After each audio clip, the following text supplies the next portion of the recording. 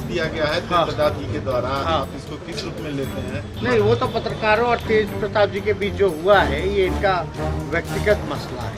मेरे कार्यशाली को जो लोग जानते हैं वो जानते हैं कि सही समय पे सही निर्णय तेजस्वी करेगा।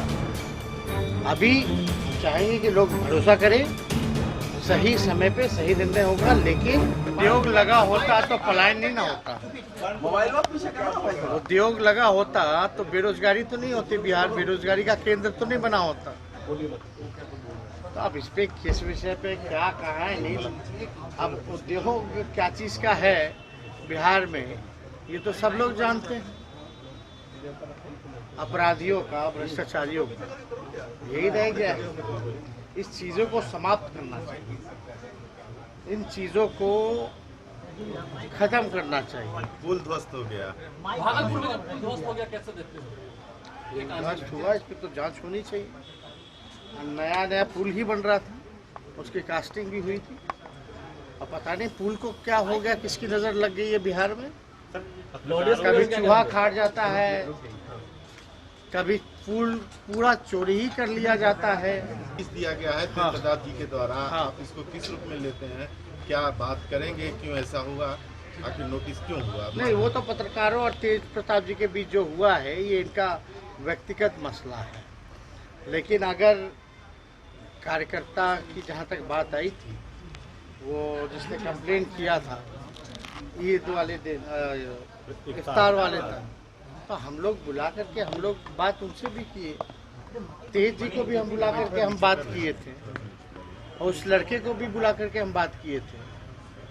देखिए, पार्टी के लोग और आप सब लोग मेरे कार्यशैली को आप लोग जानते हैं, और मेरे कार्यशैली को जो लोग जानते हैं वो जानते हैं कि सही समय पे सही निर्णय तेजस्वी करेगा। अभी हम चाहेंगे कि लोग भरोसा करें, सही समय पे सही निर्णय होगा, लेकिन अभी जो पार्टी की सदस्यता अभियान है उस पर लोगों को हम लोग जो है इस काम में लगाए हुए, लोग काम कर रहे हैं। लेकिन जहाँ तक नोटिस की बात है, कौन खबर क्या लिखा था, ये तो व्यक्तिगत है। इससे पहले भी हो चुका है। अब आया होगा तो जवाब दीजिए। नोटिस अच्छा एक बात बता, नोटिस से घबराना क्या है? जो गलत करेगा वो ना घबराएगा भाई, जो गलती करता है वो घबराता है। सदस्यता अभियान आप लोगों ने शुरू किया है। सदस्यता अभियान में A to Z को आप लोग लेके चलने की बात कर रहे हैं। हम लोग देखिए, सब सर्वधर्म के प्रति, सभी जात के प्रति, सभी वर्गों के प्रति हमारी पार्टी जो है विश्वास रखती है, सबको साथ लेकर के चलना चाहती है, और इस काम में हम लोग लगे हुए हैं। और हमको रिजल्ट भी शुरुआत ही है अभी। हम ये नहीं कहेंगे कि बड़ा अंतर आ गया, बड़ा फायदा हो गया, लेकिन शुरुआत बम्पर हुई है। योगी मॉडल जब बम्पर हुई है तो इस काम में हम लोग लगेंगे। अच्छा, लाउड स्पीकर और लाउडस्पीकर वोट का निर्णय था, वहाँ लागू हुई। लेकिन हम, आप देखिएगा, विचार की लड़ाई में जो है इंसानियत को मत भूलिए। और सबसे बड़ा धर्म जो है मानवता होता है।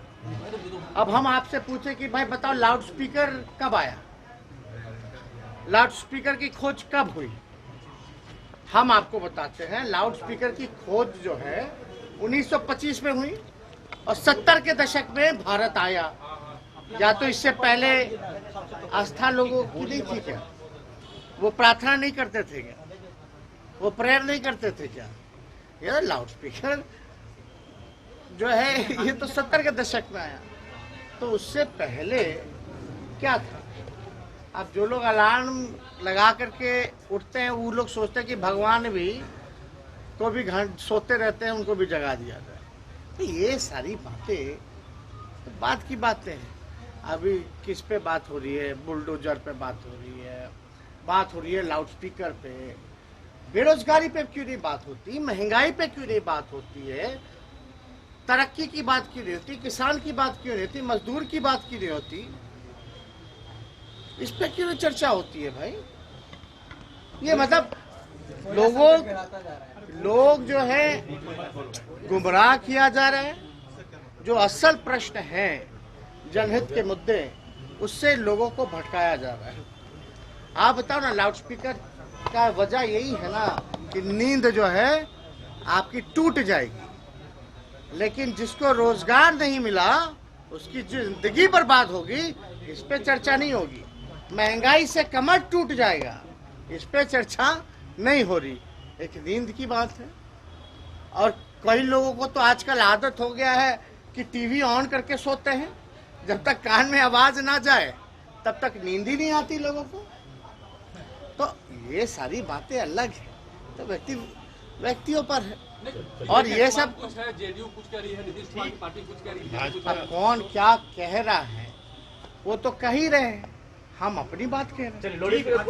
केरल के एक एथलीट जो है रेलवे में यहाँ इम्प्लाई थी, दानापुर मंडल रेलवे में, उनको आत्महत्या से मौत हुई है, लेकिन उनके परिजन कह रहे हैं कि उनके जो प्रशिक्षक थे उनके प्रताड़ना के चलते, यौन शोषण के चलते उसने आत्महत्या की है। और केरल के मुख्यमंत्री ने यहाँ के सीएम को बजाते पत्र लेकर के कार्रवाई का आग्रह किया है।